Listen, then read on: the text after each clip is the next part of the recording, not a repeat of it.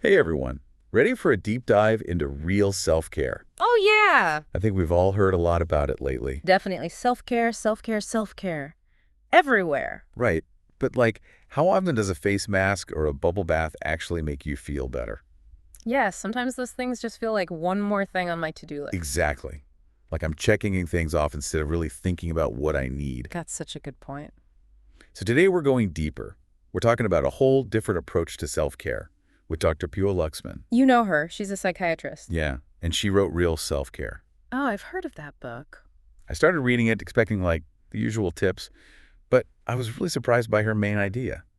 She says, real self-care is not a thing to do. It's a way to be.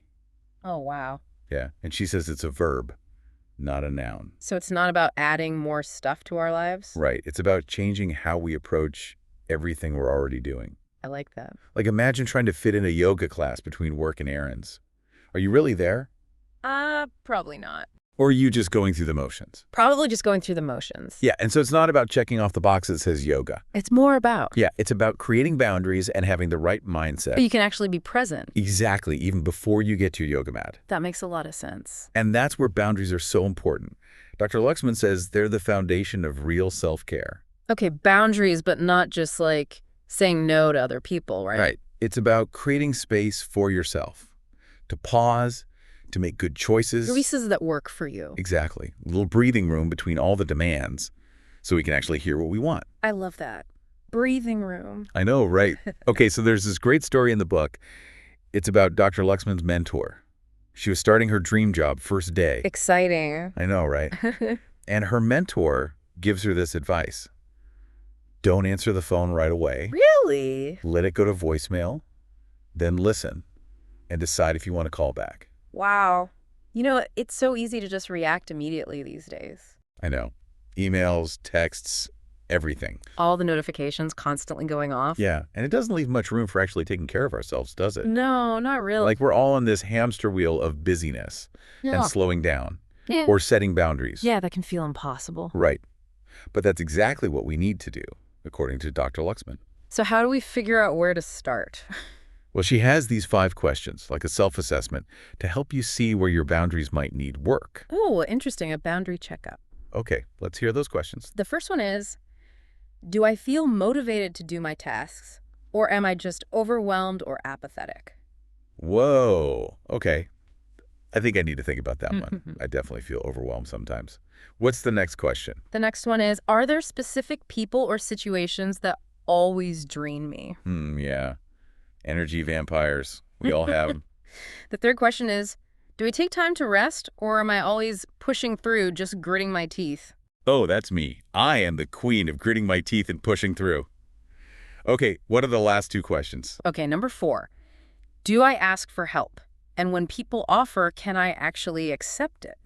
Yeah, that one is tough. And the last question is, am I making time for things that I care about? Not my kids, not my partner, but me. Or am I just caught up in things that don't matter to me? Yeah, that's a good one. Those are some seriously thought-provoking questions. Just thinking about them brings up so much. Yeah, they really make you look at things differently. And that's the first step to finding a better way to take care of ourselves. That's true, a more sustainable way. Okay, so we've done our boundary checkup. Now what? Well, Dr. Luxman says there are 3 signs that you might be struggling with boundaries. I bet they're more common than we think. They are. And I think a lot of us will see ourselves in these signs. Let's hear them. How do these signs connect to this idea of self-care as a way of being? Let's dive in. Okay, so the first sign is being angry and irritable all the time. Oh, I know that feeling. It's like you're on edge, about to snap. Yep, everything bugs you. Right.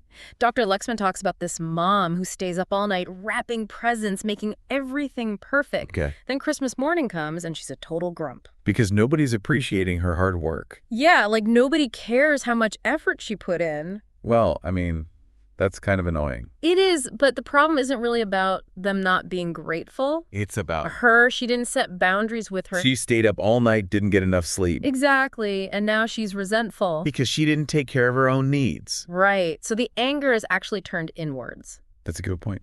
Okay, what's the second sign? Always expecting other people to be thankful. Ooh, yeah. Like, you're keeping score of all the things you do for them. I'm totally guilty of that. Yeah. I do something nice and then I'm like, okay, Where's my praise? Uh-huh.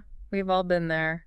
But it comes from not having good boundaries. Because you haven't said what you need or what you're willing to do. Right. And then you get upset when they don't meet your expectations. But you never even told them what your expectations were. Exactly. And it's not about being selfish. It's about recognizing that you have needs too. And your needs are important. Okay, so how do you get out of that cycle? Just be more upfront. It's definitely good to communicate, but it goes deeper than that. It's more about how you see yourself You have to value yourself enough to set boundaries. without feeling guilty. Yes. And without worrying what other people will think. It's not just about what you do, but how you are. Right. How you show up in those situations. Putting yourself first without feeling bad about it. Exactly. Okay, ready for the third sign. Yes, hit me with it. It's all about escape. Escape. Like running away to an island. It could be that dramatic, but it could also be smaller things. Like what? Fantasizing about quitting your job, Okay. Yeah. or escaping to a cabin in the woods, just disappearing for a while. I've definitely thought about that. So what does that say about my boundaries? Well, it means you're feeling trapped. Trapped in my own life. Like you don't have any control. So those fantasies are actually a sign that something needs to change. Right. It's a wake-up call. Time to set some boundaries and make your life better. Exactly. But here's the thing. What? This is where that guilt monster pops up. Ugh, not the guilt monster. It makes you feel bad for even thinking about setting boundaries. It's the worst. Like you're being selfish or letting people down. Ugh, it's so hard to ignore. But Dr. Luxman has this amazing tool for dealing with it. Okay, I'm listening. It's called the sushi train metaphor. The sushi train. It's from acceptance and commitment therapy. Okay, tell me more. Imagine you're at a sushi restaurant, right? Mm-hmm. With the little plates going around? Exactly. So the sushi chef is your brain, Okay. and he's constantly making thoughts and feelings. Those are the sushi plates. Yes, some look good, some look bad. So some thoughts are tempting, some are not. Exactly. Some plates you want to grab, some you don't. And the guilt monster is a bad sushi plate. Yes.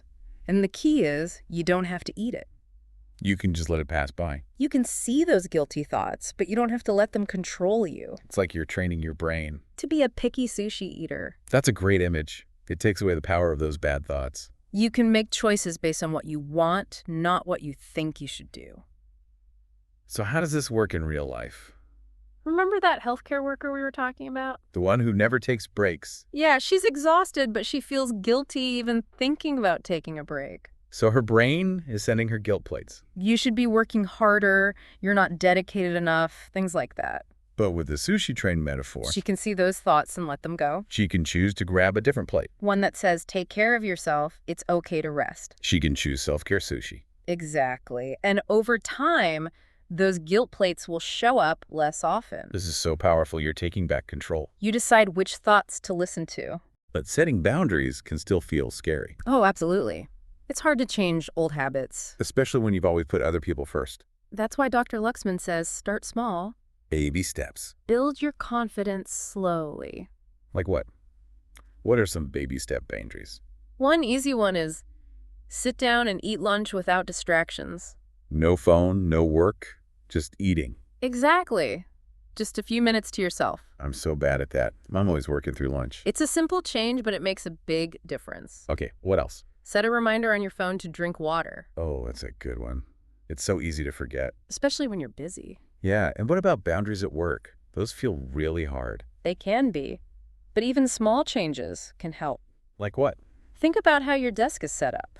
You mean create a little space for myself? Exactly. Or be more intentional about taking your lunch break. Even just for a few minutes. You're showing yourself that you matter. I like that.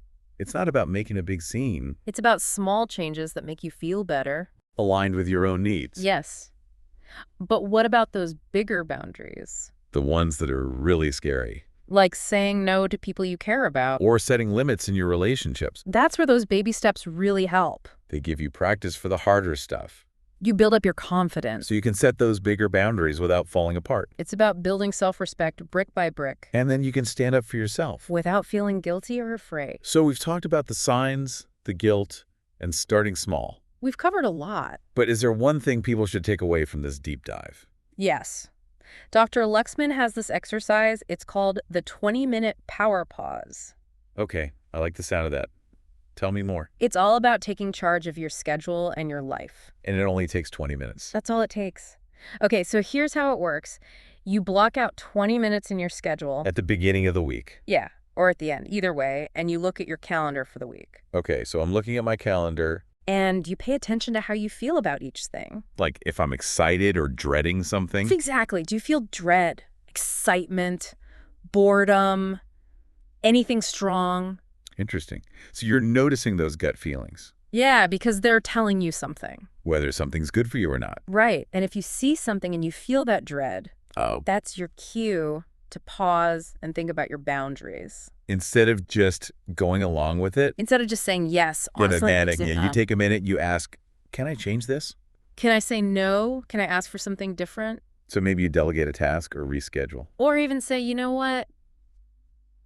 I can't do this. And even if you can't change it, Just taking that pause to think about it, yeah, that's already a step towards taking care of yourself. you're honoring your own needs.